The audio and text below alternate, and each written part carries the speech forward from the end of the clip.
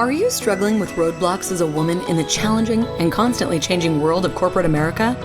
If you feel stuck in your career, you may be holding yourself back and may not even realize it. Prepare to be enlightened by the meaningful discussions here at the No Woman Left Behind podcast. Each week, gather the insight you need to break down those walls of limiting beliefs. Unleash your full potential and unlock the leader within.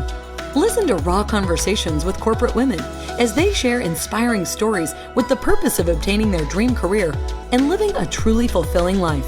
Here's your host, Rosie Zilinskas.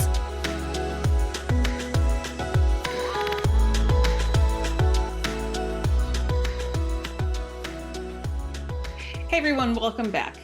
Today I'm featuring Jess Feldt, who shares her experience of leaving the corporate world after becoming a new mom. She discusses the challenges of balancing work and motherhood, including exhaustion and lack of time with her child. She eventually decided to prioritize her family and pursue a career in coaching. Jess is a life and leadership coach for career-focused working parents who want to nurture both their careers and their families. She empowers you to find your best version of working mom and release the expectations of how it should be done. Jess leverages her background in business psychology, consulting, and coaching to help you pursue the life you love. Tune in to my conversation with Jess. Hey, Jess, thank you so much for being here. I wanted to start by asking you, I know you were in the corporate world for about 10 years before you became pregnant, and then you had some challenges that led you to leave the corporate world. What are some of those challenges that you encountered as a new mom? Yeah, thanks so much for having me here. As you said, I started out in the corporate world. I was in that world of kind of corporate consulting. Earlier on, I was on that like traveling schedule every single week. I eventually found myself at a place where I didn't have to travel all the time. But consulting is pretty demanding of a career, just as far as always needing to be available to your clients. And I found myself pregnant with my first son, and I was very excited at that. And around the same time, I had the opportunity to move internal to my company. And I was like, oh, wow, what a great opportunity. I can stop the client side. I can move internal. This feels like really good timing with my pregnancy and wanting to start kind of a different phase of my career. And it all seemed like it was working great. And then I had my son, and I realized just how hard it actually is, regardless what type of career you're in, whether you're working with clients, whether you're working internal, to really go back to work full time when still having a newborn at home. Yes. I was lucky enough to have 4 months of parental leave, which here in the US is considered a very good parental leave. And even then at 4 months, I was really, really struggling with the exhaustion of having a child that was hitting that 4-month sleep regression, still trying to breastfeed and to pump. I was in this new role that had its own very challenging and demanding times. And all of that culminated in this, I'm not sure I can really do this. I'm not sure I really want to do this anymore. And that really is that was the breaking point for me, being like, I don't even think I want to do this anymore. Got it. So did you feel, obviously, as a new mom, your priorities change, right? Because you've been working towards this career, and then all of a sudden you have this little baby, and like when we talked in the introduction, your son is in daycare for 8 hours, and I went through the exact same thing, so I know exactly what it's like. And then you realize, holy camole, I come home and I only have 2 hours with him, and that's eating. That's on a good night. Yes, eating, bathing, and some, reading a book or two or whatever. And so did you ever feel like you gave up your career that you worked so hard to build? How was that transition for you? Yeah, that's such a good question, because I know so many women come across that of, oh my gosh, I've been working so long on building this career.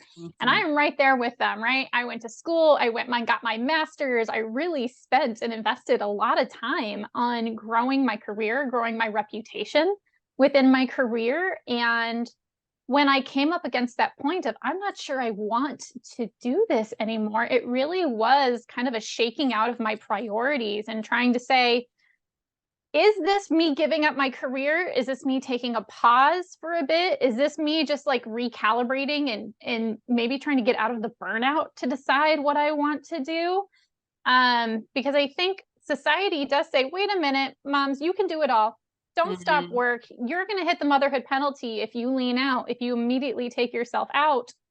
But I think it was a bit of an intentional decision that my husband and I made that said, as you said, this whole thing that we're in of working 8 hours or having our son in daycare for 8 hours, trying to rush to pick him up, trying to rush home to do the bedtime routine, trying to then rush to have time with our partner. We're like, what life is this? We're not enjoying this anymore. Right. And so it really was an intentional decision between the two of us to say, okay, something needs to change. And I was fortunate enough to know that I wanted to eventually in my career move to coaching. Now, this was in my head like, 25 years down the line. And then I was like, well, maybe not. Maybe it can be now if it gives us the type of life that we're really looking for. And so that's really what led us to make this very intentional decision. Got it. And so I guess for those women in the corporate world that are in this phase of their lives, because we know that it's going to change eventually when you have kids, your phases constantly are changing. And so for the women that are kind of in the thick of it, they have young kids and they're trying to do it all.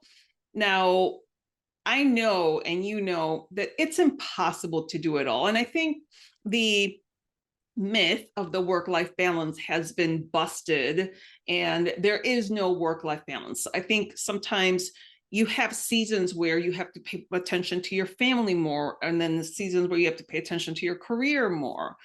So what would you say, what would you recommend to the women in that position now? What can they do to get some sanity back in their lives? Yeah. I heard this quote once, and I don't know who said it, where it came from, but it's always stuck with me. It said, you can do it all, you just can't do it all at one time.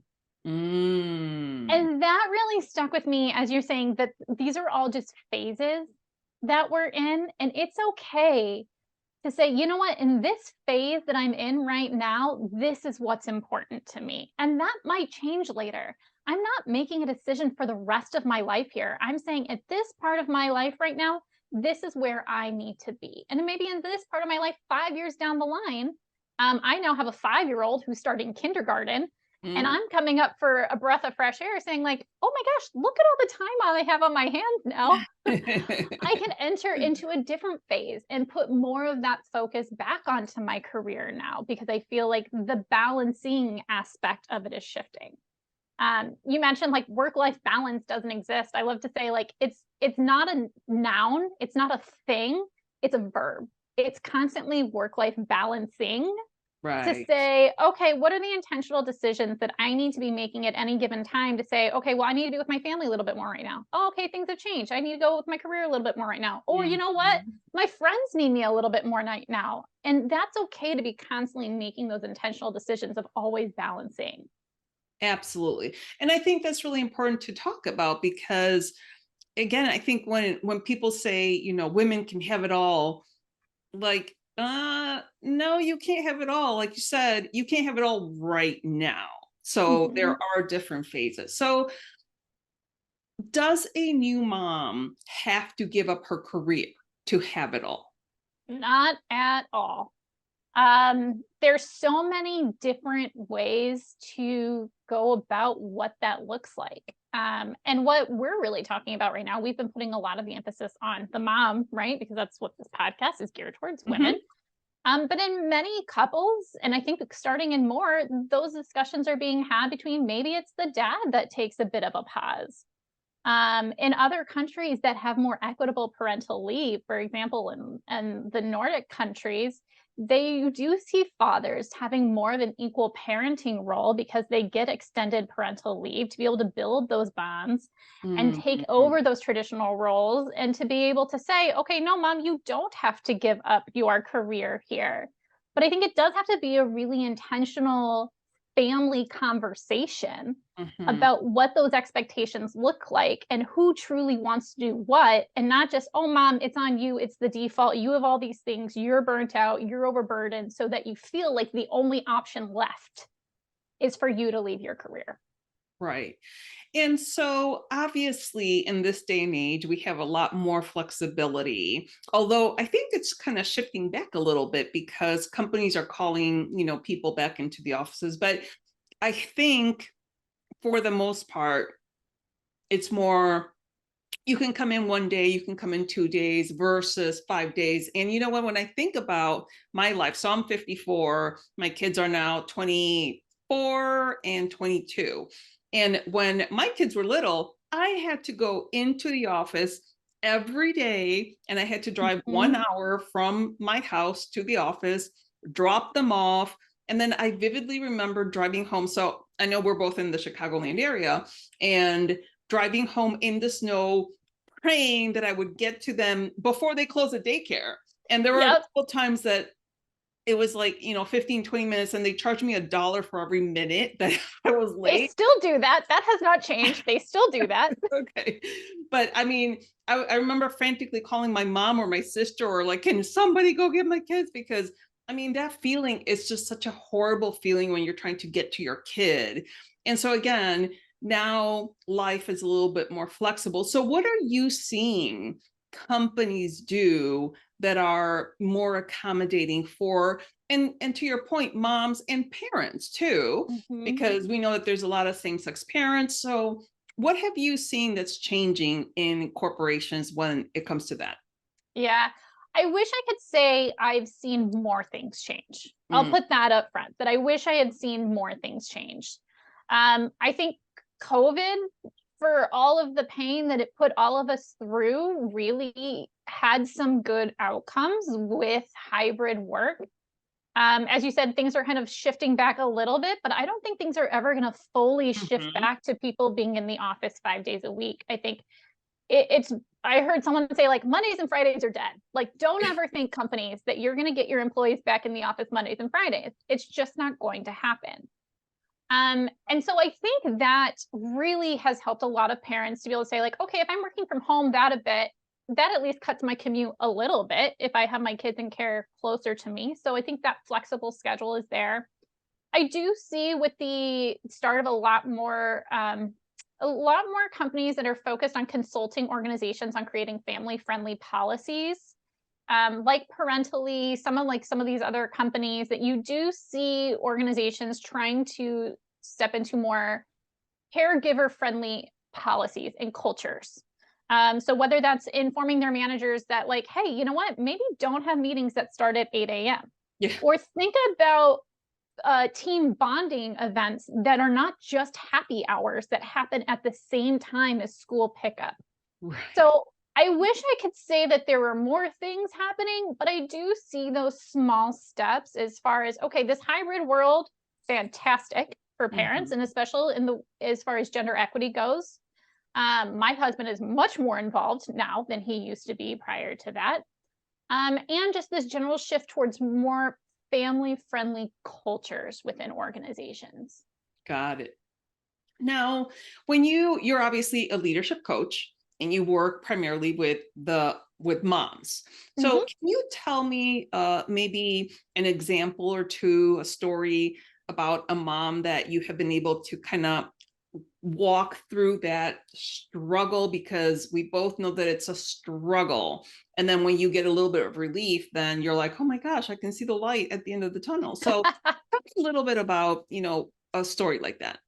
Yeah, so I've worked with a client who had two little boys, and one of them had a medical, I'll say I don't know how to call it, but some medical issues that required a lot more of her attention. So not only is she now a new mom to two little boys, recently back to work for the second time of maternity leave, but she's required to take a fair amount of time off to take her son to doctor's visits and to medical appointments. And between that and the family, there's just a ton of burnout with that, Mm, between trying to balance all of those responsibilities of having two toddlers at home as it is, yeah. and trying to balance a career that, we've had conversations of, can I do this anymore? Am I completely so burnt out? And really being able to leverage our conversations to talk about what are the boundaries that she can set, what are the boundaries that she sees available to her. If she does not see any path forward, any light at the end of the tunnel, maybe it is an opportunity to say, like, maybe there's another company that might be more family friendly, or that I can do my career but have a less aggressive, maybe the wrong word, but less demanding industry that Mhm. I'm working in, right? And so we're able to help her play out, no, this is not just a situation that you cannot do anything about. You Right. have factors within your control. And that's a lot of what I work with my new moms specifically about as they're returning to work after maternity leave, because they've never done this before. And Yeah. so, in many instances, it really does feel like I don't know what my options are. Do I have options, or is this just the way it is? I Mm, can't tell you how many times I've heard that phrase. Is this just the way it is? And what we really do is work to say, okay, what are the factors that you have available to you? What are the intentional decisions that you can make so that they can step into some empowerment with their mhm. choices and in their leadership and in their career? And kind of, instead of feeling that, like, that's it, I throw my hands up, I can't do it, that's it, it's just the way it is. Wow. So what I heard you say is you help them identify their priorities, their challenges, and then almost take that their power back from what they have within their control. And so how are the conversations with the managers though? Like what do they say when they are so overworked, burnt out, they have a, small child at home? How do they approach their manager to say, I need some flexibility? Mm, that's so dependent, I think, on the relationship that the person has with their manager or the culture that they feel like they're in. Sometimes I think you work in a culture and you're like, I don't feel safe taking this conversation to my manager because I Mm, fear retribution, or that they're going to say, oh, you can't do this, we'll give this to someone else. And then it's really a hard look to say, is that the right culture for you where you are right now? Maybe it's not the time to make a big change, but maybe it's time to start thinking about, is this really the place that I want to show up and where I can be? If they feel like they have a great relationship with their manager, it usually is like, okay, let's help you practice what that conversation might look like and make sure that you're really clear on what you need here so that you can have that. And then mm, any number of flavors in between that. But it's so dependent on the relationship and the culture. got it. And you said a couple of things. So, first of all, the corporate culture, right? So it depends on, and I think specifically the Gen Z moms and the millennial moms, are looking for that uh, social justice corporate culture. Mhm. And one of the big things that people are looking for is that psychological safety. Absolutely. So let's talk a little bit about what psychological safety is and why it's important. Yeah. So psychological safety is that idea of, I feel safe being able to show up authentically. I Mm, don't think that I'm going to have retribution for either saying something that I think, an opinion, or just showing up to be who I am. And if there is a lot of psychological safety within the relationship, it's a lot easier for that person to be able to feel like they can show up, they can ask for their needs, they can hold their boundaries. It's mhm. safe to do that. If there isn't that psychological safety, you're not going to put your neck out there because you feel like you've done it before, or you've seen other people do it before and it hasn't turned out well. Right. And research shows that organizations that have really low psychological safety, they have much less engagement within their employees. They have much more of what's the quiet quitting Oh, going right. on. Yeah. And I'm sure they have a lot of turnover where people literally leave the Oh, company. Yeah. absolutely. Yeah. Okay. I know we touched on core values, like getting really clear on their values. Why would, number one, what are core values? And number two, why would someone need to be clear on their core values? Mm. I love to talk about core values and distinguish them from things that we value. So, for Mhm. example, as humans, there's things that we value. We value our family, we value friends, we value relationships. Those tend to be things that we value that kind of just make us humans, humanity. Then there are our core values, and I like to talk about those as the unique things that make us tick. Mm. So they're going to be different for everyone, but what's the same about them is that they act as North Stars to tell us whether we feel like we're doing what we should be doing or something is off. An example for me, one of my core values is I like to call it freedom to. And it's for me, I only really feel if I'm doing what like if I'm in alignment with what I should be doing, if I have the freedom to be where I want to be, show up for people with the way I want to show up, the freedom to make decisions about how, when, where I'm going to work. And if I feel like I'm kind of held captive to someone else's needs and I don't have the freedom to make my own decisions, I feel completely out of alignment. Mm. One of the reasons why I'm an entrepreneur, I like to have the freedom to do that. And for everyone, though, it's going to be a little bit different what your core values are. But what's so important to them is when you know what your core values are, it's a lot easier to determine, oh, you know what?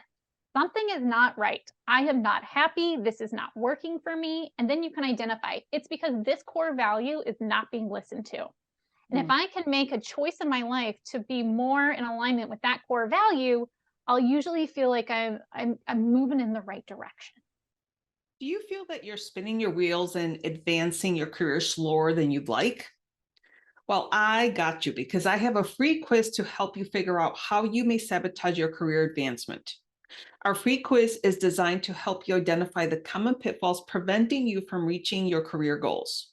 The quiz is 100% free and it only takes 3 minutes to complete. Take the quiz now to start taking control of your career today. The link is on the episode website. And now let's head back to today's conversation. And a lot of times, I think another way that you can think about a core value is when something doesn't feel right in your gut, where it Mhm. just feels off and it just feels icky. You're like, oh, that just does not align with my core values. And I do like that you say it's kind of your North Star, Yeah. because if you know what your core values are, and another example that I use when I talk about core values, if you're into health, like health is one of your core values, you're not going to go get a job with a tobacco company because obviously the tobacco company knows that the tobacco causes cancer. And so that's not in alignment with your health as a core value. So that's just an easy example. But I think it is so critical for people to be able to identify their core values. So how do you usually do that with your clients?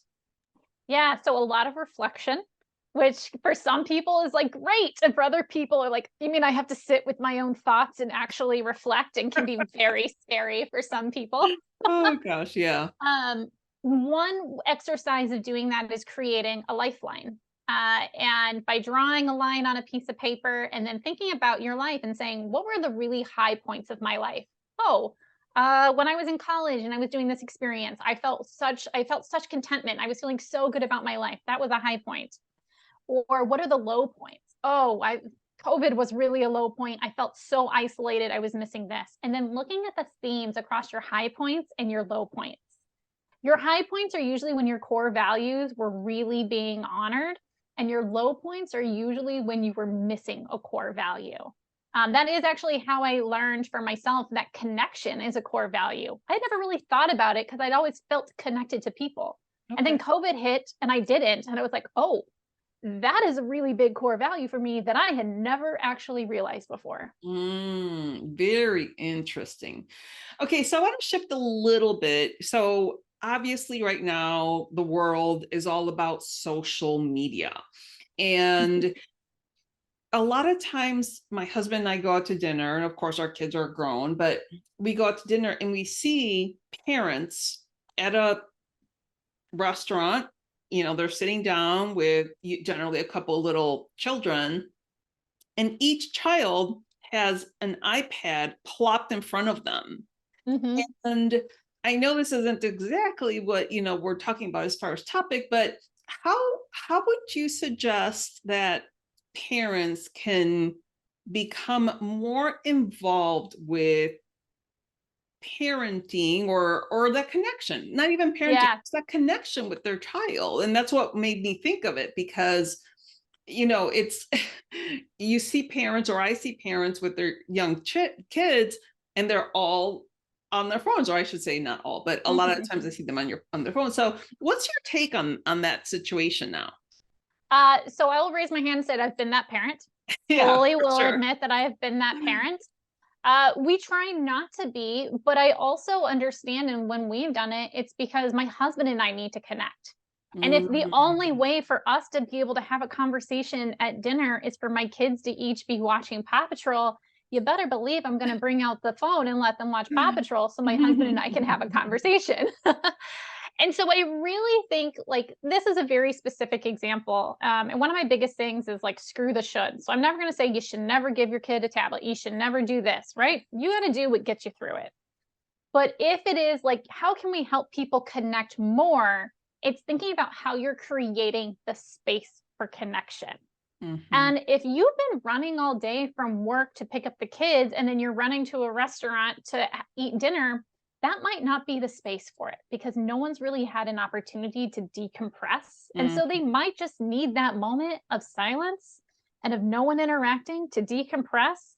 And then maybe they connect later, right? And so I think it's really about how do you create space for that reflection, and whatever way that works for your family. I have a very good friend who plays video games with her son.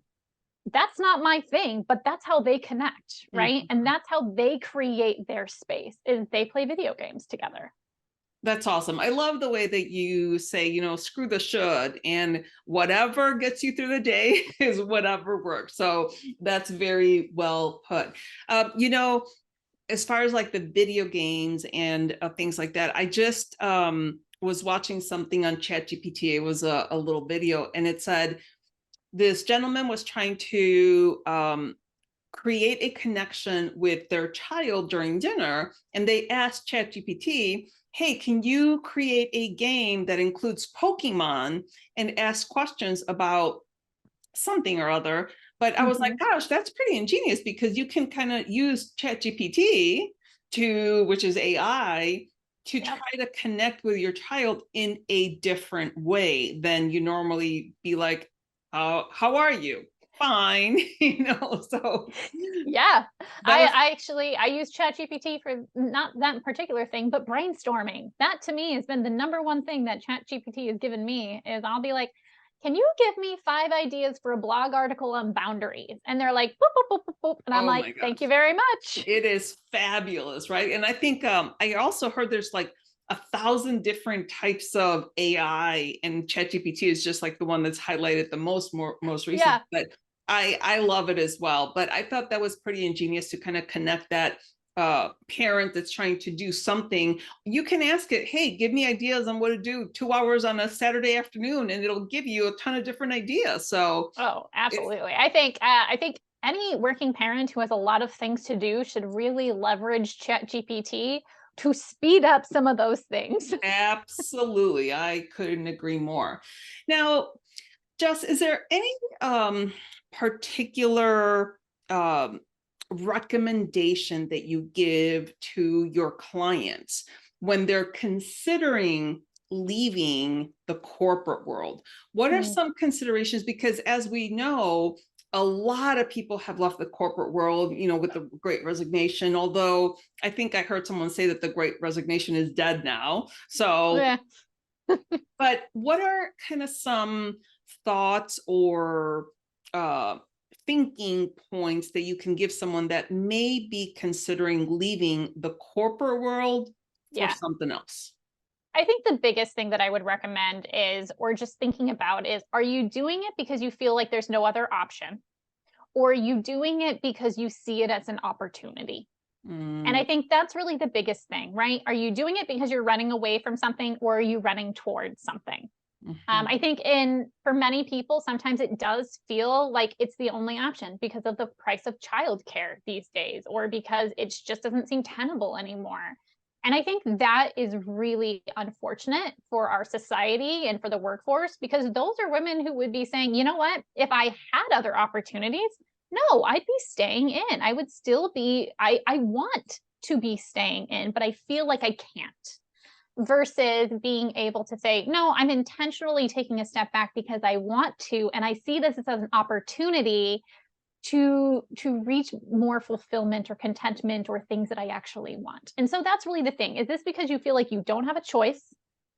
And let's look and see what other options might be, right? What else might be out there? Or if it's an opportunity, you see, then great, go do it. Right. Now, what about the whole perfectionism? We're kind of brought up to, again, like do it all, be everything, but that perfectionism gets in the way. So when you're talking to some of your clients, what do you say when they're kind of stuck in that perfectionism, that my house has to be all, clean before I spend any time with my child, for example? So what are your recommendations in that situation? Yeah, it's really looking at it and saying, okay, so what's the impact of that? I'm not going to tell you perfectionism is bad.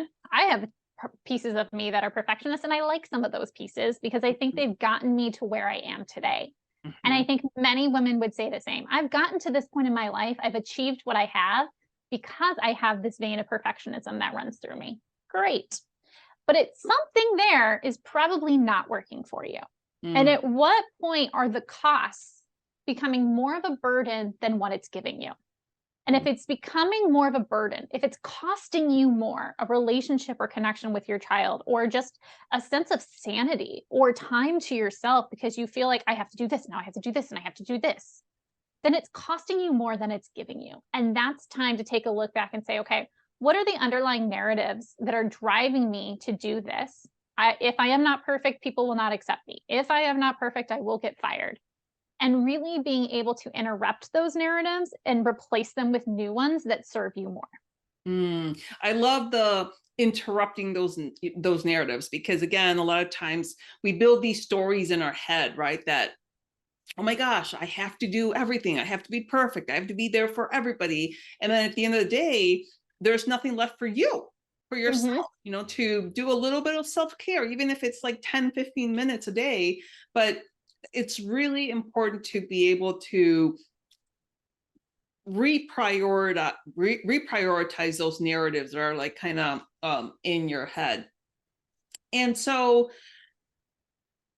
when we are trying to get rid of that perfectionist thinking, what are some, maybe one or two steps on how to do that? Because a lot of times, we'll tell people, oh, just get rid of perfectionism, or don't worry about it, or, it's like, forget the shoulds. But what are some, like maybe one or two ideas on how that process unfolds? Because it is a process. Oh, it absolutely is. If you think about it, you've spent your entire life building up the current narratives that you have. You have spent your entire life building up those narratives. So you are not going to be able to replace them or break those habits at the snap of a finger. It is going to take just as much time to retrain your thought process. And so that's really sometimes where you might realize, oh my gosh, I can't believe I just, I spent an hour working on this PowerPoint instead of reading books to my child at night because I felt it needed to be perfect. You might not realize that until the next day. But in that moment that you realize, being able to be like, okay, that's what I did. What would I wish I would have done? And even just if it's the next day, beginning to say, okay, the thought I wish I would have had was, this is good enough. this is good enough for the client. This is good enough for my manager. No one will know if I spend this additional hour on this, but my son will know that I am not spending this additional hour with them reading books. Next time I want to do something different. And then maybe the next time this happens again, you still find yourself doing it, but 45 minutes into it, you're like, wait a minute, I just remember, I don't want to be doing this. Yes. And then maybe the next time it's 20 minutes into it. And then you eventually just begin to retrain those thought processes. And so it is something, it's like, well, that feels so hard. It is hard because you have spent so long training the habits that your brain has, and you have to put in that same amount of intentional effort and energy into breaking those habits and creating new ones. I love it. Now, I think that kind of applies to if you're, so what would happen to me when I was a single mom, I would be working. I'm like, oh my gosh, where are my kids? You know, like for a split second, I'm like, okay, wait, what day is it? Because their dad had them and then my mom would pick them up and I'm like, okay, holy cow, where are my kids? So, and that would happen to me often like in the later part of the day. And usually when I was working, I'd be trying to focus on work, but then my thoughts were in my kids, like, oh my gosh, I have to do this. Oh my gosh, I have to do that. Oh my gosh, I have to take them to baseball or braces or whatever. What are some tips that you can provide someone to just be like, this is what you can do? Like, obviously we know like being present in the present moment is the most ideal thing, but sometimes we're not in control of our thoughts 100% of the time. So what do you say to your clients when they're struggling with the being present when they're at work and then being present when they're home? Yeah, that's what I would call the mental load of being a mother or being a working mother, right? It's just like all the things I'm trying to remember and coordinate and schedule and where do I need to be and who needs to be where. That is a huge mental load. Yeah. This is actually where I think technology is fantastic. Within our family, if it is not on the calendar, it does not happen. And we have a family calendar and everyone, I mean, my kids are not yet, they're not old enough, but my husband and I, the grandparents know what's on the calendar. We know who is showing up when and where. And that really, for me, helps reduce that mental load because I know that's actually not my responsibility today and it's on the calendar. And if it is my responsibility, I'm going to get a calendar notification screaming in my face that says, you need to be here. Sure. I also, I mean, and this works for couples, not single parents as much, but my husband and I, we do a weekly family meeting between the two of us where we go through the entire week and we say, who needs to be where? What special things are going on? Are you going out to dinner with friends that night? Did the kids have swim lessons this day? Okay, and we go through the whole week. So we have really, really clear expectations on who is doing what and who needs to be where. So there's never a question about it. And I think being able to really have clear communication with whoever is supporting you and being able to truly leverage technology so that it's not in your brain, get it out of your brain, make it live somewhere else, are really some pretty important ways to reduce some of that mental load. Oh my gosh, I wish I had that, you know, again, 20 years ago, because we didn't have as much technology. I mean, obviously we had calendars and stuff like that, but we didn't have the technology readily available. As a matter of fact, I didn't even get my first cell phone until I was 29 years old. So it's like, I cannot imagine that world. Yeah, I know. And my parents, you know, they didn't have cell phones back then. So it was a completely different world. So I'm so grateful that you are able to leverage that technology. And I will say, once I became a mom, the headspace that I used to have for remembering movies and book titles and stuff like that, gone. It never came back, because even now that I don't have, you know, little kids, I'm like, I can never remember stuff like that. So I just have to write it down. If someone tells me, oh, I'm watching a great Netflix, let me write it down, because I will never remember. And so I think that's part of the mental load, that you're so busy. I was trying so hard to keep track of everything that my kids had to do, that all that other stuff, just, there wasn't enough space. Yeah.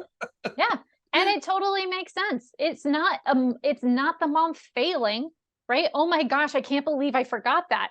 no, do you know the amount of things that you were trying to hold in your brain at one time? Anyone would forget. Yes, yes, for sure. Well, so, oh my gosh, Jess. Well, this has been an incredible conversation, and I'm so glad that you are a coach for moms that are in that phase of life. And, you know, being on the other end of that, phase, I can tell you, and everybody tells you, oh, it goes really quick. I can tell you it does. And it's strange to be on this end of it. My kids are working full time out of the house, and I don't talk to my son. So he's in Arizona. I only talk to him like generally like once a week. I talk to my daughter like every other day because she's local, and she calls me. So sometimes I sit there and think it's like my son is like out in the world. They're both out in the world. They're kind of doing their own thing. They're living their own life. And it could go a week without me like physically talking to him. And then I kind of reminisce and I go back to like the days that, when he was little, and I'm like, oh my gosh, I miss those days. Yeah. But I'm very grateful that he's, they're both doing well, and you raise them to leave you, right? To go out in the world, and you're like, it's just so not fair. I know. I'm like, no, I'm not raising them to leave me. No, not yet. Oh, trust me, I was not happy when he informed me that he was moving from Chicago to Phoenix, for a job, and his girlfriend's there. And I was just like, I think there was a couple months that I was just like in a haze of like, what do you mean? Like why? Yep. You're leaving me? And I did the same thing to my parents. Yeah, I had to come to the realization that I am no longer the one woman in his life, So, but life goes on. So, Yeah. Okay, Jess, so thanks again for all the information that you've given us so far, but do you have maybe 2 actionable tips that women can take with them from the conversation that we've had? Yeah. I think the first one that I would say is don't penalize yourself. I mean, we talk about the motherhood penalty out there, about society penalizes mothers, organizations do it subconsciously. Don't do it to yourself. Don't take yourself out of the game because you think you have to. Don't, if you want to, sure, I am all on board with that, but don't penalize yourself because you feel like there's no other option. There's usually another option that you can find. There's some other factor within your control. The second thing I would say is talk to yourself as if you would talk to your children. Oh. And this really is all about self-compassion. We as mothers, oh my gosh, we have so much compassion for our children. We will build them up. We will tell them that they are amazing. If they fall down, we'll be right there. If they fail, we'll be right there. But heaven forbid we should ever talk that way to ourselves. Instead, we tend to be so critical. How dare you? You failed. You're the worst mother ever. You're going to get fired. No. Talk to yourself as if you would talk to your children. It makes a world of a difference to your ability to cope and to be resilient and to be able to keep moving forward. Oh my gosh, I love both of those. The first one is so cool because like the whole world is penalizing you primarily, because we kind of start. I heard someone say that you kind of start already behind by being a woman, right? Yeah. So just society. So the fact of you saying like don't penalize yourself, I mean that is so good because the world already does it. We don't need to do it. Yep. And talking to yourself with compassion as if you were, talking to your own child, that's brilliant because we are so hard on ourselves. And we all, I had a friend when we were both like moms, she would say that she would go to bed and she would feel guilty because her child didn't eat broccoli. And I'm like, oh my gosh. So that was like, the last thought that you have is that you feel guilty because your kid didn't eat broccoli. I'm like, are you kidding me? Yeah. And we didn't even touch on mom guilt. Man, that could be a whole other discussion. Yeah. And where's the dad guilt? Non-existent, I actually have a blog article on that. Oh, well, you're going to have to send me that so that I can put it in the show notes. So yep. All right, Jess. Well, thank you so much for spending this time with me. This has been a great conversation. I'm sure that all the moms out there that are in that season of young child or young children in their lives will be able to use this information, because every little bit that we can provide as support helps those that are in that phase right now. So any final words? No, just thank you so much for having me on here. It was so fun. Just thanks so much. All right, sounds good. Thank you so much, Jess. Gosh, I remember being a single mom, working full time, rushing home to spend just a little bit of quality time with my kids after homework and activities. The one takeaway that I got from Jess is that it's important for moms to prioritize their own well-being and make intentional decisions about their careers and their family life.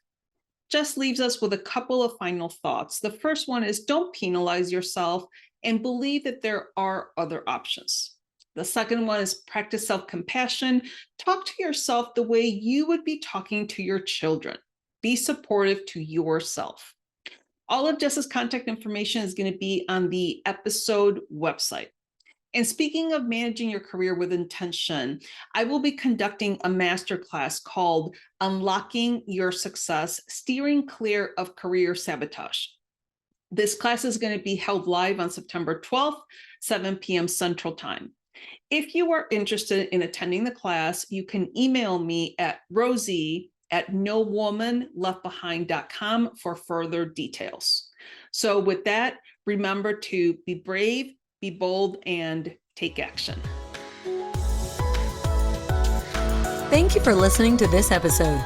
Let these stories of self-encouragement and professional development serve as a guide in navigating through corporate America in the most practical and fulfilling way possible.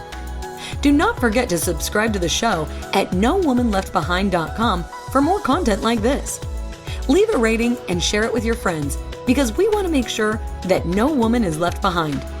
Until I see you next time, remember to be brave, be bold, and take action.